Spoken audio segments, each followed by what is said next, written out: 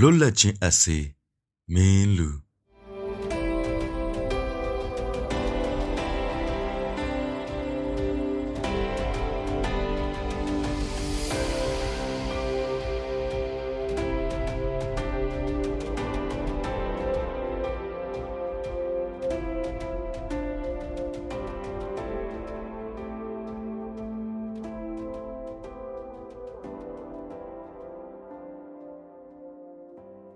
ကျွန်တော်တို့သည်လွတ်လပ်ရေးနေ့ပေါင်းများစွာကိုအမှတ်တမဲ့ပင်ကြော်ဖြတ်ခဲ့ကြသည်ထိုနေ့တွင်ကိုနီးကိုဟန်ဖြင့်ပျော်ကြသည်ကလေးတွေကအကြောင်းပိတ်လို့ပျော်သည်လူကြီးတွေကရုံးပိတ်လို့အလုတ်ပိတ်လို့ပျော်သည်လွတ်လပ်ရေးနေ့နဲ့တနင်္ဂနွေတိုက်ဆိုင်သွားသည့်နှစ်ဆိုလျင်ဒီနှစ်ပိတ်ရက်တရက်နစ်နာသွားတယ်ဆိုပြီးမချင့်မရဲတောင်ဖြစ်ကြသေးသည်လွတ်လပ်ရေးနေ့မှာပျော်ပွဲရွှင်ပွဲတွေကျင်းပကြသည်လွတ်လပ်သည့်အရာသာကိုအပြည့်အဝခံစားသောအဖြစ်လမ်းတွေကိုပိတ်ထားပြီးအားကစားပွဲတွေလုပ်ကြသည်ထိုနေ့တွင်လွတ်လပ်ရေးနေ့၏အနှစ်သာရကိုတစိမ့်စိမ့်တွေးတောဆင်ခြင်သည့်သူဘလောက်များများရှိသလဲလွတ်လပ်ရေးကိုအရာယူပေးခဲ့ကြသောတရေကောင်းကြီးများ၏ဂုဏ်ကျေးဇူးကိုတသအောက်မေ့လွမ်းဆွတ်သူဘယ်နှယောက်ရှိသလဲသတင်းစာထဲမှာတော့လွတ်လပ်ရေးနေ့ဂုဏ်ပြုဆောင်းပါးတွေပါတတ်သည်ဒါတွေကလည်းမနှစ်တစ်နှစ်ကအကြောင်းအရာအချက်လက်တွေကိုပုံစံတစ်မျိုးနဲ့ပြန်ရေးတာပါပဲစိတ်ဝင်စားဖတ်တဲ့သူလည်းသိရှိပုံမပေါ်ကျွန်တော်လာမေးရင်လေလွတ်လပ်ရေးကိုထိမ့်သိမ်းဖို့အရေးကြီးတဲ့အကြောင်းပေါ့ဗျာဟုခက်တီတီနဲ့ဖြီးမိမှာပဲဒီတော့အပြစ်ပြောဖို့တော့ခက်သည်ယနေ့မြန်မာနိုင်ငံ၏လူဦးရေအများစုမှာလွတ်လပ်ရေးရပြီးမှမွေးဖွားခဲ့သူများဖြစ်၏လွတ်လပ်ရေးရသည့်နေ့တွင်မွေးဖွားသောသူတွေတောင်ခုချိန်မှာ64နှစ်ကျော်နေပြီကျွန်တော်ဆိုရင်လွတ်လပ်ရေးရပြီးနှစ်အတော်တန်ကြာမှမွေးခဲ့သည်အင်္ဂလိပ်ခေတ်ကိုသိမိလိုက်သူတွေကအသက်80တန်းရောက်နေပြီတော်လှန်ရေးမှာကိုယ်တိုင်ပါဝင်ခဲ့ဘူးသူတွေကတော့80ကျော်90ကျော်တွေဖြစ်ကုန်ပြီထို့ကြောင့်လူအများစုတို့သည်သူ့ကျွန်ဘဝ၏အောက်ကြနောက်ကြနိုင်မှုလွတ်လပ်ရေးတိုက်ပွဲခရီးလမ်း၏ခက်ခဲကြမ်းတမ်းမှုတို့ကိုချင်းစာနိုင်စွမ်းသိမ့်မရှိတော့နောက်တစ်ချက်ကတော့တော်လှန်ရေးခေါင်းဆောင်ကြီးများသည်သူတို့ကိုနှောင်းလူတွေကတသလွမ်းဆွတ်တတိယနေစေခြင်းသောကြောင့်ကိုကျိုးစွန့်အနစ်နာခံခဲ့ကြခြင်းမဟုတ်သူတို့ပုံသူကိုကြေးရုပ်ထုပြီးဂုံပြုစေခြင်းသောကြောင့်ငွေစက္ကူပေါ်မှာရိုက်နှိပ်ဖော်ပြစေခြင်းသောကြောင့်ဓာတ်ပုံတွေကိုအိမ်မှာချိတ်ဆွဲစေခြင်းသောကြောင့်လမ်းဘေးမှာခြာရောင်းစေခြင်းသောကြောင့်အသက်ဆုံးပြီးတိုက်ပွဲဝင်ခဲ့ကြခြင်းမဟုတ်နောင်လာနောင်သားတို့လွတ်လွတ်လပ်လပ်ပျော်ပျော်ရွှင်ရွှင်နေစေခြင်းလို့သာကြိုးပမ်းခဲ့ကြခြင်းဖြစ်၏ထို့ကြောင့်လွတ်လပ်ရေးနေ့တွင်အစွမ်းကုန်ပျော်ရွှင်ကြခြင်းမှာဘိုးဘေးတို့၏ဆန္ဒကိုဖြည့်စွမ်းပေးရာရောက်သေးသည်ဟုစင်ကြေပေးလို့ရသည်ပေါ့လွတ်လပ်ရေးဆိုတာအမှတ်တမဲ့နေရင်ရုတ်တရက်ဆုံးရှုံးသွားနိုင်တယ်ပြန်ရဖို့ကြတော့နှစ်ပေါင်းများစွာတိုက်ယူရတတ်တယ်ဟုလူကြီးတွေကသတိပေးကြတာပဲလျှက်စစ်မီလို့ပေါ့ဖြတ်ကနေပြတ်သွားဖို့ကလွယ်တယ်မီးပြန်လာဖို့ကြတော့အကြာကြီးစောင့်ရတတ်တယ်လေ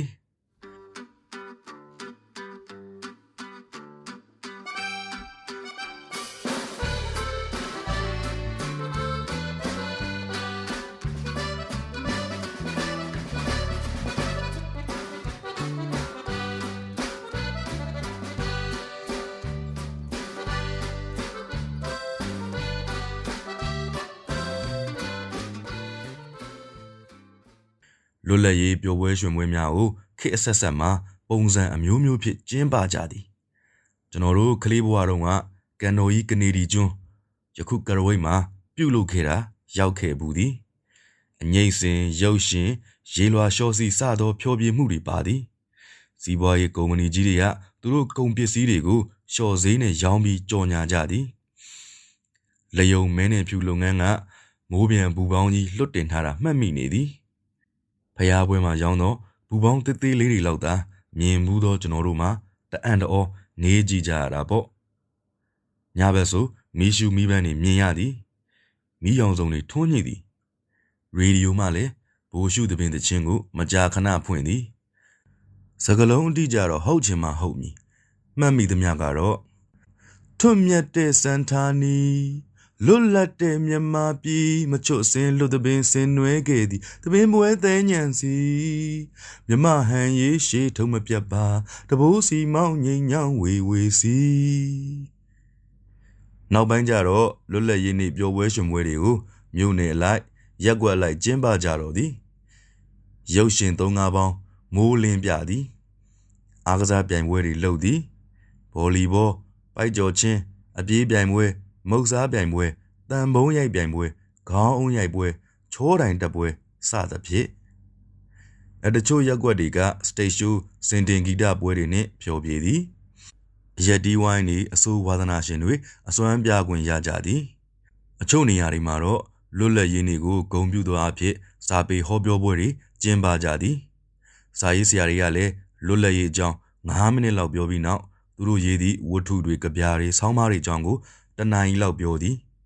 ရည်စရာတွေလည်းပါသည်သချင်းလည်းဆိုးပြသည်ရတာစုံလင်သဖြင့်ပရိသတ်တွေပျော်ကြလေသည်မြန်မာနိုင်ငံ၏ပထမဆုံးသောလွတ်လပ်ရေးနေ့အလံတင်အခမ်းအနားကို1948ခုနှစ်ဇန်နဝါရီလ4ရက်နနက်4:20မိနစ်20တွင်ကျင်းပသည်ဇန်နဝါရီလဆန်းဆိုတာဆောင်းရာသီ၏အေးဆုံးကာလနနက်4:00ဆိုတာကလည်းအချမ်းစိတ်အပြင်းဆုံးအချိန်ဒီလောက်တောင်လွတ်လပ်ရေးလိုချင်လှတဲ့မြန်မာတွေနှစ်စဉ်နှစ်တိုင်းအိပ်ရေးပြက်ခံကြရပါစေမနဲ့စောစောစီစီခိုက်ခိုက်တုံရင်အလံတင်ကြရပါစေဆိုပြီးအင်္ဂလိပ်တွေကတမင်ပညာပြပြီးညစ်သွားကြတာများလားလို့ထင်ခဲ့မိသေးတယ်နောက်တော့မှဒီနေ့ဒီရက်ဒီချိန်ကိုမြန်မာပညာရှိကြီးတွေကိုယ်တိုင်ဘေးရင်ကိန်းကန်းရမင်္ဂလာအခါတော်ယူပြီးသတ်မှတ်ခဲ့ကြတာဟုသိရ၏ထိုနေ့တွင်မြန်မာတနိုင်ငံလုံးအပျော်ကြီးပျော်ကြသည်တညလုံးမအိပ်ပဲစောင့်နေခဲ့ကြသည်လွတ်လပ်ပြီးလွတ်လပ်ပြီးတို့တွေလွတ်လပ်ပြီးအောင်တပြေကိုစုခါတီငါတို့ကိုင်းဆောင်မည်ဆိုသောသချင်းသံများတညံညံနှင့်ပေါ့အိုးစီပုံမောင်းနေနှင့်ကခုံမြူးတူးနေကြလေသည်ထိုအချိန်မှာမပျော်နိုင်တဲ့လူဆိုလို့မြန်မာနိုင်ငံရဲ့နောက်ဆုံးဗြိတိရှဘုရင်ကဆာဟူဘရန်တယောက်ပဲရှိမိထင်၏နှစ်တရာကျော်ကြာအောင်မြမမြေပေါ်မှာတလူလူလွှင့်နေခဲ့သောယူနီယံဂျက်အလံကြီးကိုဖြုတ်ချလိုက်ရပြီသူသည်အခမ်းအနားပြီးချင်းမှာပဲထိုအလံကြီးကိုပိုက်ပြီးအင်္ဂလန်သို့ထွက်ခွာမည့်သင်္ဘောရှိရာစိတ်ကမ်းသို့တခါတည်းတန်းဆင်းသွားခဲ့ရရှာသည်ဟုကြားပူသည်